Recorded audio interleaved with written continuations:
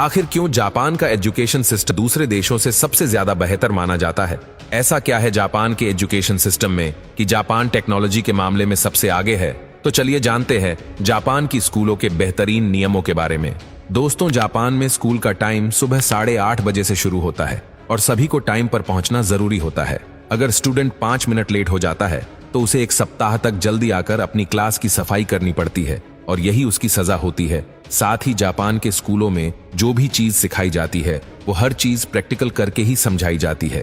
यहाँ पर सभी बच्चे सभी चीजों को प्रैक्टिकल करके ही सीखते हैं, इसलिए यहाँ के लोग सबसे ज्यादा इनोवेटिव माने जाते हैं। जापान के स्कूलों में छात्रों के लिए लंच के लिए एक ही मेन्यू सेट किया जाता है।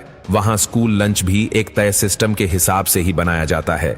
यहाँ पर न्यूट्रिशन को ध्यान में रखते हुए खाना बनाया जाता है। साथ ही सभी बच्चों को खाने से पहले प्रार्थना भी करवाई जाती है। ऐसा करने के पीछे जापान के लोगों का मानना है कि अन्न का बगाड़ कभी ना करे और इसके बाद सभी स्टूडेंट खाना शुरू करते हैं। साथ ही यहाँ के सभी टीचर्स और प्रिंसिपल भी यही खाना खाते हैं। इस तरह का नियम बच्चों में पारिवारिक वैल्यू स्थापित करने के लिए बनाया गया है।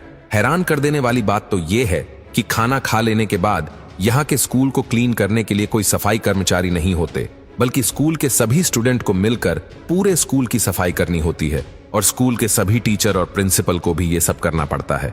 इसमें क्लास में झाड़ू लगाने से लेकर बाथरूम साफ करने तक सभी चीजों को साफ किया जाता है और इससे स्टूडेंट को साफ सफाई रखने की वैल्यू पता लगती है और यही काम को वह लोग अपना कर्म समझते हैं। साथ ही ऐसा इसलिए भी किया जाता है ताकि बच्चे बचपन से ही अपनी माँ की घर को साफ करवाने में मदद कर सके और साथ ही टीचर्स और प्रिंसिपल भी ये काम इसलिए करते हैं ताकि बच्चों को ये दिखाया जा सके कि साफ सफाई करने में कोई छोटा या बड़ा नहीं होता है। साफ सफाई करना छोटे से लेकर बड़ों तक सभी का फर्ज होता है। साथ में स्कूलों में बच्चों को ये भी सिखाया जाता है कि लोगों के साथ बातचीत कैसे करे, लोगों का मान सम्मान कैसे रखे और अपने भगवान को याद जरूर करे। जापान में स्कूलों में ही बड़ों के सामने झुकने के लिए प्रेरित किया जाता है और ये स्कूल आते जाते वक्त करना जरूरी होता है। साथ ही जापान के सभी स्कूलों में सैटरडे और संडे छुट्टी भी रखी जाती है और सभी बच्चे सैटरडे और संडे अपने परिवार के साथ पूरा दिन अच्छे से वक्त बिताते हैं। साथ ही जापान में न्यू ईयर एक बहुत इंपॉर्टेंट त्योहार है। आपको ये जानकर हैरानी होगी कि न्यू ईयर के दिन आपको सड़कों पर तो क्या, कहीं पर भी कोई भी लोग दिखाई नहीं देंगे, क्योंकि सभी लोग न्यू ईयर अपने परिवार के साथ मनाते हैं। वहाँ सब समझते हैं कि परिवार एक व्यक्ति के जीवन का सबसे सुंदर उपहार है। वहाँ पर हर कोई अपने से सामने वाले व्यक्ति के साथ आदर और सम्मान से बात करते हैं।